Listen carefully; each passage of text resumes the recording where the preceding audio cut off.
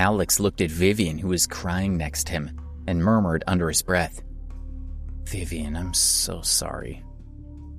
"What are you apologizing for?" she asked, looking at him with teary eyes. "It's that young rich guy who should be sorry. If it wasn't for him, I wouldn't be in this situation."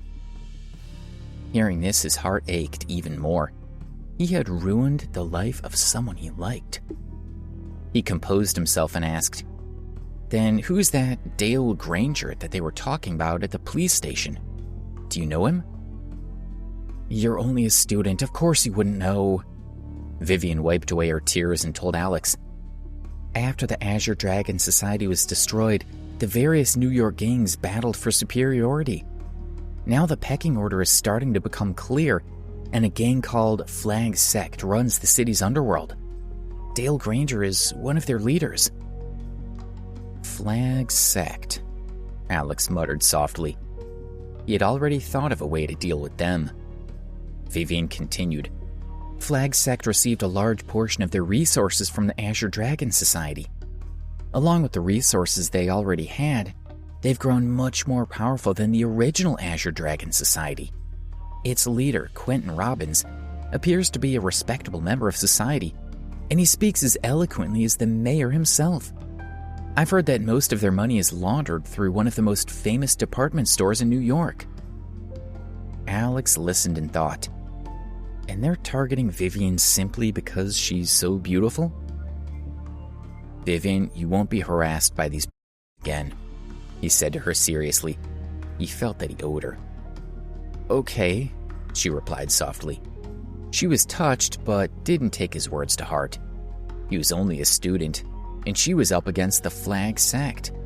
How could Alex protect her or himself? Bang, bang, bang. At this moment, someone thudded on the door. "Open the door, Vivian, right now." "It's him." Her expression turned into one of terror. Alex frowned and asked, "Dale Granger?" "Yes, now quickly hide. He'll kill you if he sees you." "I'm not afraid. I promised Monica that I wouldn't let you two get bullied again by this." He looked determined. "Thank you. I'm very touched by your kindness. But now is not the time to be a hero," she said calmly. Then she pushed him into the bedroom. "Don't come out under any circumstances, or I won't be able to save you." "Vivian," Alex wanted to say more, but she had already closed the door. Granger was still banging on the front door. He was shouting, "Open the door. If you don't open the door, I'll kick it down." "I'm coming." Vivian tried to steel herself before opening the door. A tall, middle-aged man walked in. He had a bald head and wore a black suit. His exposed wrists showed that his arms must be covered in tattoos. He was Flag Sect's underboss, Dale Granger. "Mr. Granger, why are you here?" Vivian greeted him. Although she was smiling, her smile was fake. Granger stared at her and sneered. "Why am I here? That's a good question. What do you think I want?" Slowly, he approached Vivian. "Sit down, I'll get you a glass of water," Vivian offered, trying to appease him. She was terrified of this man. "A glass of water?" He said, "I can understand why you rejected me when Flag Sect was still a second-rate gang. But now we run New York, and you're still hiding from me. Tell me why. You know I can protect you and keep you safe." "Mr. Granger, I just want to live a peaceful life. Please leave me alone." "Leave you alone?" His eyes were cold and hard as he said, "That's fine, I'm not asking for much." Suddenly, something heavy struck his head. "Ouch," he said, rubbing his head. He stood up and saw a young teenage girl standing in front of him. She was wearing pajamas and had a golf club in her hand. She was very scared, and when she saw all his tattoos, she started shaking. "Monica, are you okay?" Vivian's heart ached as she rushed over to help her up. Tears were flowing down her face. She was so proud that Monica had dared to challenge a ferocious like Dale Granger to protect her. "I'm fine, Mom. I'm not hurt," Monica replied. "But I'm no use. I can't beat this horrible man." Monica, hurry up and go to the bedroom. Vivian pushed her away. She thought, I need to make sure that he only has his way with me. I'm not leaving. I want to protect you. Monica didn't understand what Granger was planning. She had only one goal, and that was not to let her mom be harmed. She glared at him and said, Don't come any closer.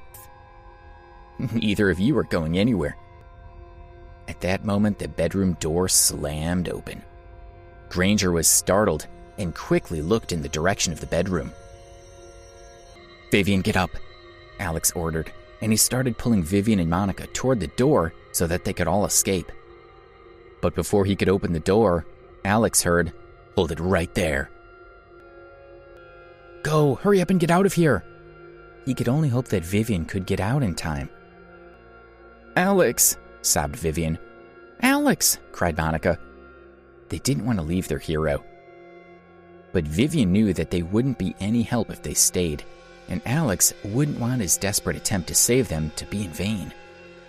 Monica, let's go, she said. She pulled her daughter to the door and they rushed out. He ran toward the nearest door. Alex slammed the door behind him and then leaned his back against it to prevent Granger from getting out. He breathed a sigh of relief. Alex suddenly realized that he was in the kitchen, and standing in front of him was a petite old lady. She was 5 feet tall, and her white hair was pulled back in a bun. She was holding a piece of bread and looking curiously at Alex. She looked a little weak, but there was a certain dignity to her face as she stared at him with hawk-like eyes. Alex was shocked to suddenly find this strange elderly lady in Vivian's flat.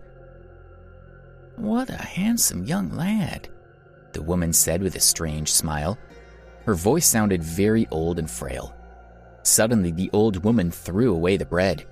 Her feet shuffled slightly, and in the blink of an eye, she was standing in front of Alex. Alex was shocked by the weird scene, but he managed to move out of the way. Open the door, you shouted Granger as he broke the door open. Vivian's mother is here too. He looked at the old woman and said, Old woman, you better leave right now if you don't want to get hurt.